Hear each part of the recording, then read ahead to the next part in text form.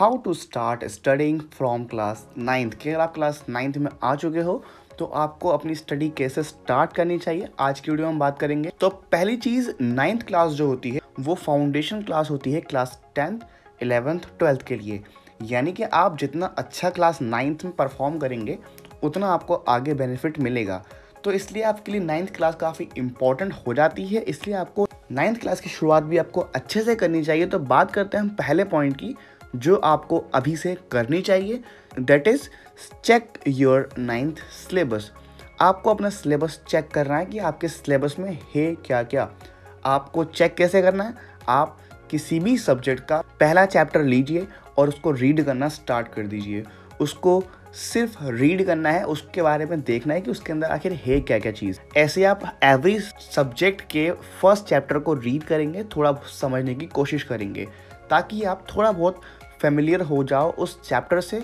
जब आपको वो चैप्टर पढ़ाया जाएगा स्कूल में तो आपको थोड़ा सा वो जाना पहचाना लगेगा और आप उसको अच्छे से समझ पाओगे। ठीक है, ऐसा आपको सारे सब्जेक्ट्स के साथ करना है और फर्स्ट चैप्टर रीड करने के बाद ऐसे ही सेकंड थर्ड आपको आगे भी थोड़े बहुत रीड कर लेना है, थोड़ा बहुत उसको समझ लेना है। ये आपको काफ़ी हेल्प करेगा। जब आप स्कूल जाओगे तो आपको थोड़ा आसानी रहेगी उस चैप्टर को समझने में। और उसके साथ साथ आपको क्या करना है, आपके जो मैथ्स है और साइंस है उसको अर्ली स्टेज में आपको स्टार्ट कर देना है। यानी कि आपको मैथ्स का पहला चैप्टर थोड़ा बहुत ट्राई करना है कि आपसे वो हो पाता है या नहीं, क्योंकि आप ट्राई करोगे तभी आपसे आएगा। और आप जल्दी स्टार्ट कर दोगे तो आपका सिलेबस मैथ्स का जल्दी ख़त्म भी हो जाएगा, क्योंकि मैथ्स एक ऐसा सब्जेक्ट है जो टाइम लेता है, तो उसको जल्दी आपको ख़त्म करना होगा ताकि आप बाकी सब्जेक्ट्स को भी टाइम दे पाओ। इसलिए मैथ्स को और साइंस को पहले ही फिनिश कर देना।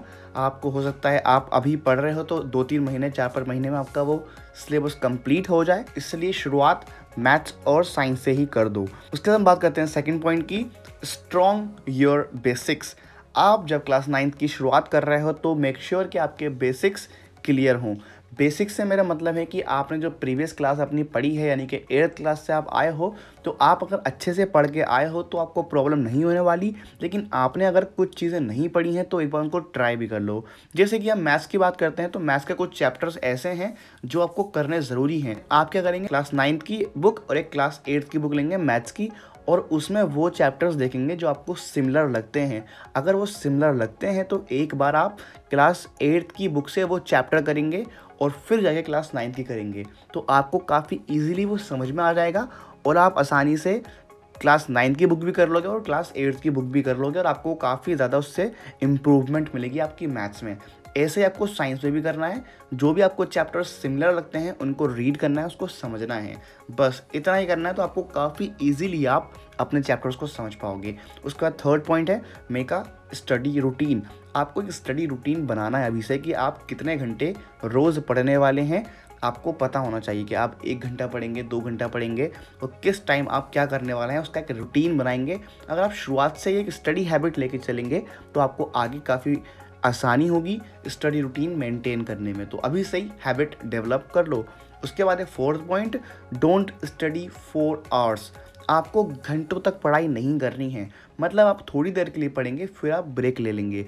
आप ऐसा कर सकते हैं कि आप 25 मिनट या 30 मिनट स्टडी करेंगे, उसके बाद 5 to 10 मिनट का ब्रेक ले लेंगे। ठीक है, घंटों तक पढ़ाई नहीं करनी है। ऐसा नहीं कि घंटों बैठे हुए हैं, 2-3 घंटे पढ़ाई कर रहे हैं, ऐसे आप एग्जॉस्ट हो जाओगे और ज़्यादा देर तक आप पढ़ते रहोगे लेकिन आपको वो चीज़ याद नहीं होगी। उसके बाद हम बात करते हैं फिफ्थ पॉइंट की, make a habit of solving exercises. आपको एक्सरसाइजेस को सॉल्व करना सीखना होगा खुद से। जब भी आप कोई क्वेश्चन सीखते हो स्कूल में या फिर किसी भी लेक्चर में, तो आपको ट्राई करना चाहिए कि आप उसको एक बार खुद भी करके देखो। आप बिना देखे हुए उस क्वेश्चन को सॉल्व करने की कोशिश करो। अगर आप ऐसी हैबिट डेवलप करोगे तो फिर आप आगे चल के एक बार समझने के बाद पूरे चैप्टर खुद कर लोगे। ठीक है, तो आपको सॉल्व करने की हैबिट बनानी चाहिए, आपको काफ़ी हेल्प करेगा ये। उसके बाद है 6 point, make your own way to learn formulas. Formulas को लर्न करने के लिए खुद के तरीके फाइंड करो। जैसे कि आप कोई भी फॉर्मूला याद करते हो तो उसके काफ़ी सारे शॉर्टकट्स होते हैं याद करने के, काफ़ी सारी ट्रिक्स होती हैं याद करने की, आप काफ़ी सारे आपको मिल जाएंगे यूट्यूब के ऊपर। लेकिन कोशिश करो कि आप खुद का ही कोई ना कोई पैटर्न ढूंढ के उस चीज़ को याद करो। अब ये चीज़ कैसे होगी आपके साथ, आप शुरुआत में तो यूट्यूब पे फॉर्मूलाज को लर्न करने की ट्रिक देख सकते हो, लेकिन उससे इंस्पायर होकर आप खुद की ट्रिक्स भी बना सकते हो। तो कोशिश करना कि आप खुद की ट्रिक्स बनाओ, तो आपको काफ़ी आसानी होगी फ्यूचर में। जब आप बड़े क्लास में पहुंच जाओगे तो आप आराम से किसी भी चीज़ को याद कर पाओगे।